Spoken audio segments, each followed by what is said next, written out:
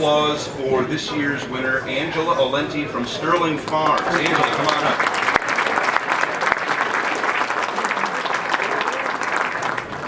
Thank you. Congratulations. Thank you, dear. You're no stranger to this award. You do some incredible things at Sterling Farms. Congratulations. Thank you. It comes with age. Oh, you're young. Because after a while. No.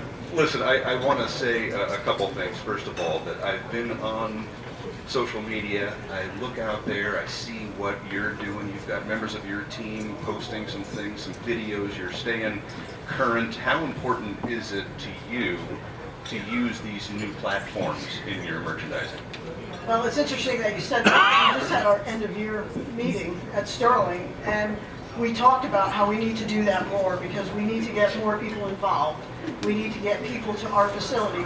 Being a public facility, we need to get as many people there as we can so our core group can grow.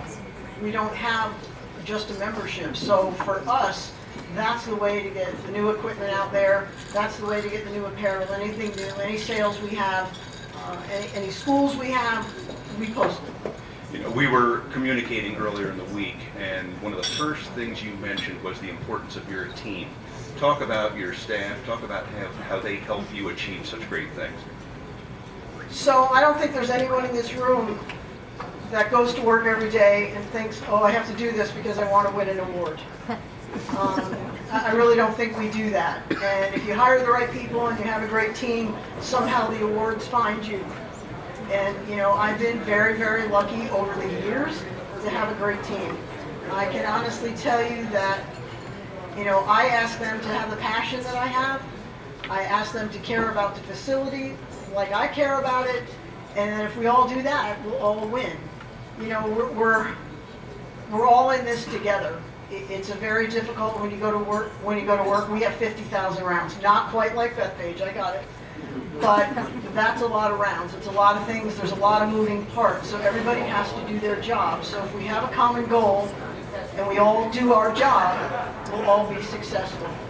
And I just want to give a shout out to my team that's here. You all know who you are. I thank you. I love you. And we're all really like one big family. Well said. As I said earlier, I've owned my own shop, and I'm aware of the margins when it comes to selling clubs. I could sell 3 hats and make what I make on selling 1 club. Somewhere Paul McManus is clapping. But you've embraced the hard goods side of things. Talk to us about the importance of club fitting and how it's been such a success for you. So because when I started 25 years ago at Sterling, the retail side of business has changed. I had to really do something different, something they couldn't get online. So at the time when the economy wasn't so good, one of my employees said to me, you know what, this would be a perfect time for me to do this. So Rob Rose here somewhere, he and I went off and off we looked for what we could build and what I could do and get the city to approve. Now, I can honestly sit here and say without the partners in this room, I couldn't make the margins I make because I fight with them probably a lot and they probably don't like me for it. But if I'm going to sell a lot, I need to make a lot. And I kind of think that's the way I've gone. I've embraced it. Some margins are better than others.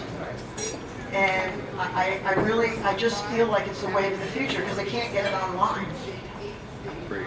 Well said. I hope everyone's taking notes out there because there is a way to turn hard goods into a serious part of the business, and you've done an incredible job. What advice would you, Angela, give to a young pro who just opened up their golf shop? I want to use some of your wisdom here. So the first thing I would say is for all of you young PGA members or up and coming, you need to embrace merchandising. You can't give it back to the club. You don't want the club to do it. We're the experts. If you go in there and say, go ahead and take the club, you're giving in to them saying, yeah, he or she might not know what they're doing. So I would say that. Find a mentor, call business people, pick people's brains, pick people who you think are really successful, and call them, talk to them, chat with them. I can honestly say that I think we need to think out of the box now and don't be afraid of that. I think we can't be that clone, PGA clone anymore. I think we need to be different. Don't be afraid to be different. And you can call me anytime. You mentioned the importance of having a great mentor. Who would you list as a mentor, and who else would you like to thank here tonight? So I worked for the late Gene Bullard for 11 years at Metropolis. I loved it there. I worked down at Boca West in Florida, so that's really where I got my merchandising background because it was a resort, 4 golf courses, very busy.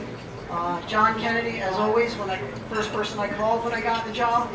At Sterling, I want to thank my parents for making me think great and big and large and not holding me back.